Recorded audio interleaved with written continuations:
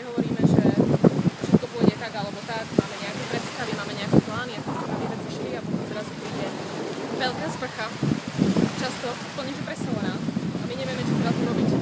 V prvom momente mňa osobne moja slaná sprcha dnešného dňa veľmi zaskočila, nakoľko som myslela, že prídem v krásnych šatkočkách, budem sa vám prihovárať v krásnych testovaných šatách a že to bude proste úplne dokonalé. Počas toho, ako má 30 alebo možno až 40 minút, ale že brutálne premočilo. Úplne kompletne všetko. Jediné, o čo som sa starala, bolo, aby telefón na foťák to ako tak prežili, ako to videjko pozeráte. Tak som si uvedomila, že občas sa nám musí stať veci, ktoré neplánujeme, ktoré nás možno prekvapia, možno vystrašia, možno nahnevajú, možno vytočia do zblázenia. A ešte to nás zavadia ľuďom. Ale ide o náš prístup, ide o to, ako sa k danej veci v tom momente postavíme.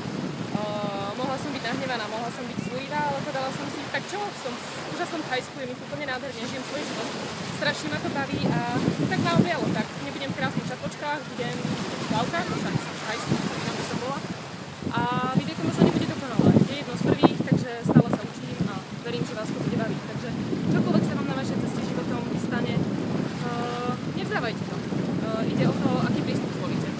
Možno to nebude príjemné, možno to bude náročné, možno nás to naozaj bude hnevať, ale všetko je to o tom našom prístupe, čo momentálne máme.